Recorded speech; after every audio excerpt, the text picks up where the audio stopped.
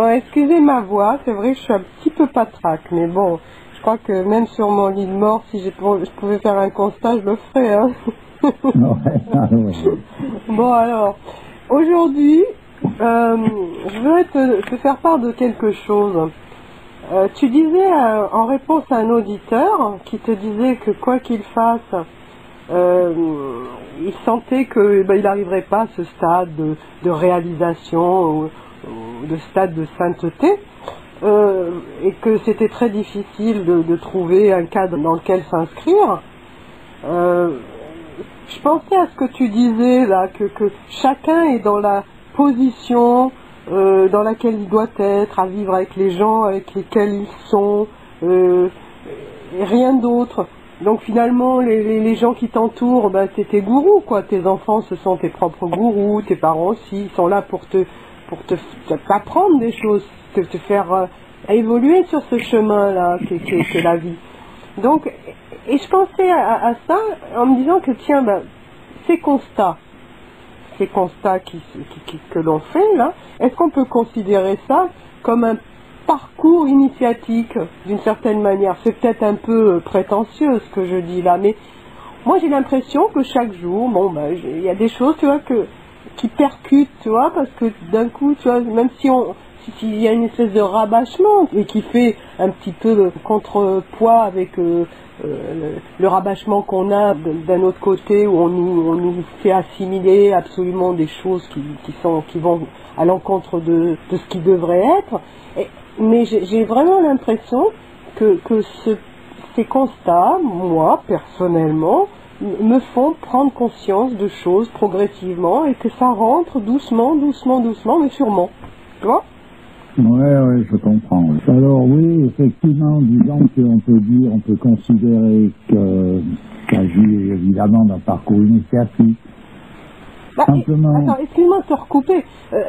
Nous, on est coincés dans nos vies modernes. Où est-ce que tu veux qu'on trouve un cadre initiatif? C'est pas évident, tu vois. Il ne s'agit pas d'un cadre, il s'agit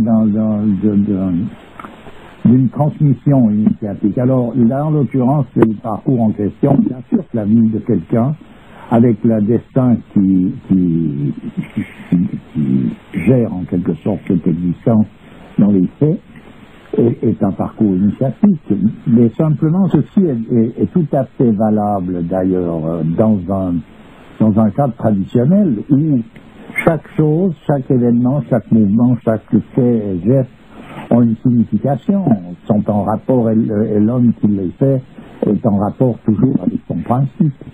Par exemple, quand tu me dis que quelqu'un va dire qu'il quoi qu'il fasse, il ne peut pas se trouver quelqu'un qui va lui donner une initiation, etc.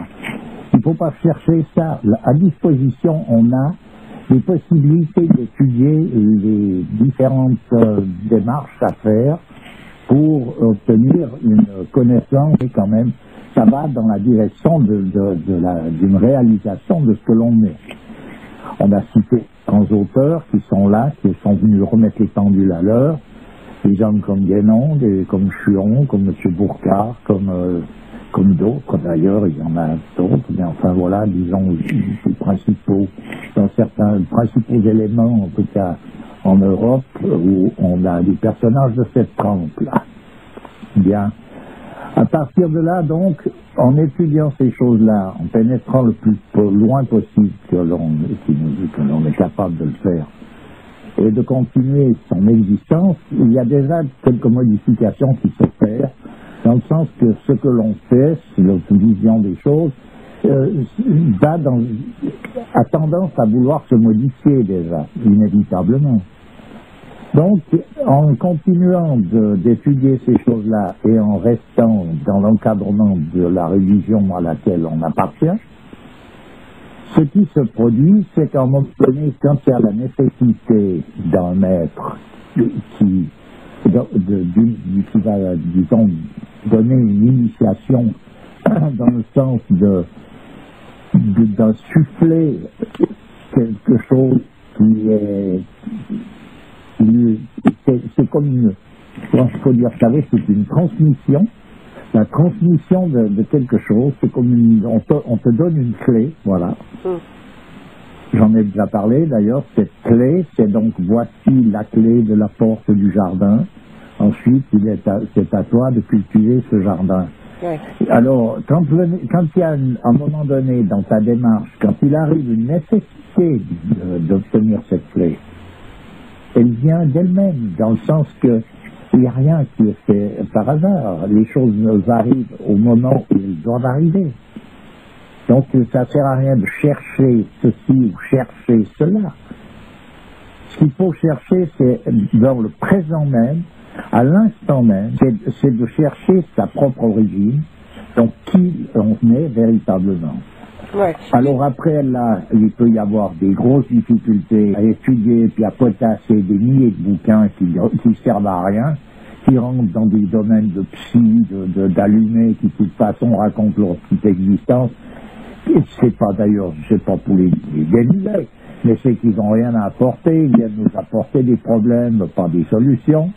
Donc là, on a élagué pas mal de choses en exprimant en donnant le nom de personnages qui, eux, sont pas venus apporter leurs problèmes, mais indiquer une direction dans laquelle il faut se tourner pour obtenir justement le résultat voulu, c'est-à-dire une connaissance réelle, c'est-à-dire savoir à un moment donné qui est un homme. Tu me disais qu'un maître, à travers un regard, il pouvait transmettre, faire cette transmission. Bien sûr, à travers un regard, à travers le toucher, à travers la parole, dans le silence. Un maître, c'est un maître, il a à disposition ces possibilités-là. Ouais. Voilà, mais c'est pas n'importe qui peut faire, qui peut le faire, bien sûr que non.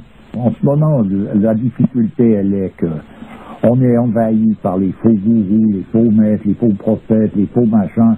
On est dans la faux, c'est le temps des faussaires sur toute la ligne. Ouais. C'est le moment où on vend le mensonge au prix de la vérité, etc., etc. C'est la raison pour laquelle je cherche à indiquer, en tout cas personnellement, à quelqu'un où il faut qu'il aille chez qui, etc. J'aurais rien à dire à ce sujet-là. Ce que je dis simplement, c'est qu'en maintenant le cap avec la religion dans laquelle on est, ensuite de ça, en étudiant comme il faut des écrits comme Guénon, M. Chuon, M. Bourcard, déjà pour citer ces trois. Il y en a d'autres, mais enfin pour citer ces trois, celui qui se concentre là-dessus, c'est gigantesque. Oui, ça et là, il y a une multitude de choses qui sont là pour nous faire nous mettre de la poudre aux yeux et nous faire tous ces essais d'ersatz, toutes ces caricatures de prophéties, de gourous, de tout ce côté caricatural disparaît de la circulation pour laisser place à quelque chose où ça prend du corps. C'est une autre histoire. Ouais. Donc c'est énorme. Comme offrande, on pourrait dire ces personnages-là, ils sont venus mettre les pendules à l'heure dans un monde où justement il y a comment qu'on fait, où qu'on se tourne, de toute façon on ne sait pas, on n'en sait rien, on ne sait pas. Il y en a qui se lancent, corée, dans une histoire. Au bout de 17 ans, ils s'aperçoivent, quand ils peuvent s'en apercevoir, qu'ils sont dans une grande garage, etc. Ouais. Là, il y a justement, parce que il y a eu des pseudo-gourous, des gens d'ailleurs qui avaient certainement des connaissances, qui étaient des personnages qui étaient pas mal intentionnés. Mais il ne s'agit pas de ça, il ne s'agit pas d'être bien intentionné et puis d'avoir certaines connaissances pour être un maître. Un maître, c'est un maître, mais ça peut pas être que contrefait, même si on peut avoir fait moi j'ai étudié ces choses-là, je suis baigné, je suis trempé dedans depuis que je suis petit. J'ai aucune la qualification qui me permet de faire une transmission initiatique à quelqu'un. Je ne peux pas prendre de disciple personnellement. Ouais. Voilà, donc je joue le rôle d'un personnage qui donne des indications pour aller dans la direction qui permettra à un moment donné à quelqu'un de se retrouver devant véritablement un maître, quand ça lui sera nécessaire, si ça lui est nécessaire à un moment donné. Oui, parce qu'on peut faire ce chemin sans maître aussi. Ah, mais il y a un grand bout. Pour aller juste vers le maître, il y a un chemin à parcourir déjà. Donc ça, c'est en quelque sorte des préliminaires. c'est des explications qui correspondent à des préliminaires. Non, non, mais ce que je voulais dire, c'est qu'on peut arriver aussi à Dieu sans passer par un maître. Ah ben, le maître, de toute façon, le maître, il est le représentant, c'est un représentant de Dieu, c'est-à-dire c'est Dieu qui se manifeste sur une forme humaine. Dieu, quand il se manifeste toujours à travers un représentant. Pour qu'il soit manifesté, il est donc représenté par... Oui. Et le prophète a rencontré l'ange Gabriel.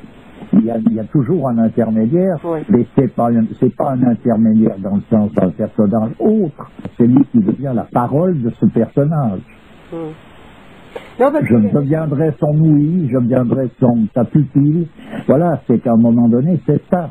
Non, non, parce que la plupart des musulmans, ils se disent, moi je n'ai besoin d'aucun intermédiaire entre Dieu et moi. Enfin, Eh ben, mais ils peuvent s'en tenir là. Je vais pas à l'encontre de ça, parce qu'il est clair qu'en une période comme celle-ci, si on commence à barrer dans des histoires d'intermédiaires, de ci, de là, sans avoir compris de quoi il s'agissait, c'est bien clair qu'on va se planter droit dans le mur avec tout ça. Donc, cette religion, elle s'est manifestée de manière à éviter pas mal d'écueils, tu vois. Oui, oui, La d'accord. preuve en est, c'est qu'on est là avec tous ces intermédiaires, on vire tout. Sur un plan religieux, je trouve ça tout à fait normal et bien. Ouais. À présent, ça n'empêche pas qu'il existe des personnages qui, eux, veulent aller voir un peu plus loin que tout ça, parce qu'ils veulent voir ce qu'il y a sous la couverture de ça. Cette couverture est magnifique, elle est splendide, mais qu'est-ce qu'elle recouvre? Donc, de quoi est-elle faite? Donc, ils veulent aller plus loin. Alors, pour eux, il y a donc des possibilités aussi. Ouais. Et ces possibilités, à un moment donné, pour aller suivant ou jusqu'à tel lieu, ensuite de ça, pour aller encore plus loin, c'est là où se manifeste à un moment donné un maître qui, lui, est simplement, on pourrait dire, une manifestation de Dieu, comme toute chose, tout ce qu'on rencontre dans notre existence. Mais l'homme que l'on rencontre, qu'on croise dans la rue et qu'on salue, c'est aussi... Pourquoi est-ce qu'on salue? On salue de la manière dont on salue dans l'islam. C'est qu'on salue à travers Dieu, non? Oui, oui, tout à fait. Eh bien alors, donc voilà, donc à un moment Celui qui a donné... exprimé ça le mieux, c'est vraiment Ramdas. Tout ce qu'il rencontrait, c'était des émanations de Dieu, quoi. Mais c'est comme ça, la vie. Alors après, tout d'un coup, ces choses-là, on peut les saisir comme étant bel et bien ça. Bon, c'est déjà quelque chose, c'est déjà une approche qui est intéressante de pouvoir comprendre ça. Ouais. Et voilà. Alors en disant que de fil en aiguille, les choses arrivent, qu'on se retrouve, à un moment donné, devant véritablement un maître.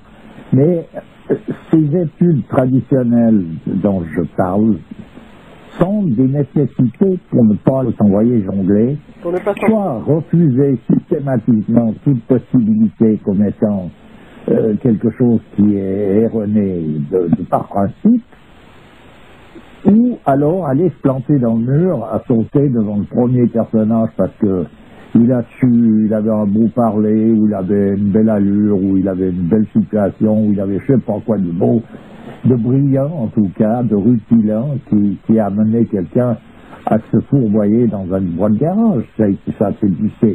C'est quelque chose qui est très courant de nos jours et qui prend mal de temps.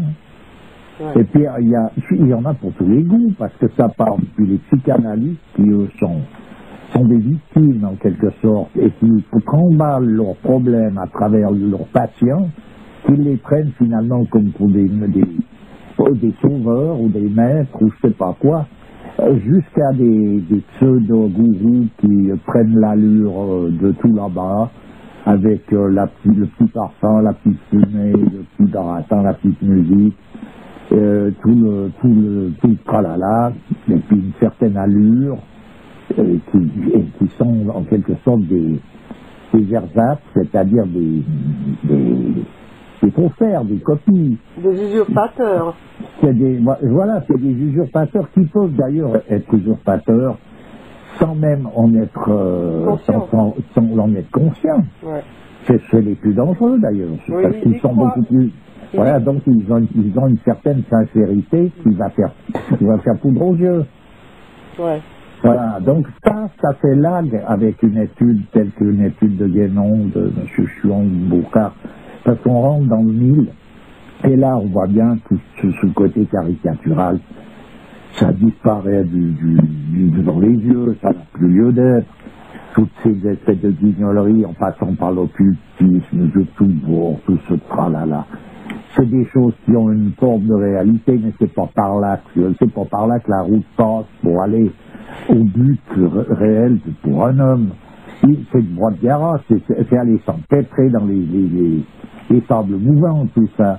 Alors, donc on le voit parce qu'à un moment donné, ces personnages-là, ils expriment ça, ils le démontrent d'une manière tellement nette et propre et précise qu'après, il n'y a plus à y revenir. Bon, alors, t'as pas répondu à ma question. Alors, les constats, c'est un petit parcours initiatique ou pas?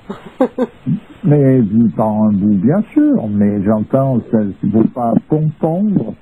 Moi, j'aime bien que les choses soient claires, dans le sens que j'ai bien dit ce qu'était une initiation, elle vient directement de Dieu, par l'intermédiaire d'un maître, qui donne une clé, qui permet au personnage d'avoir une perspective sur le parcours qu'il va faire.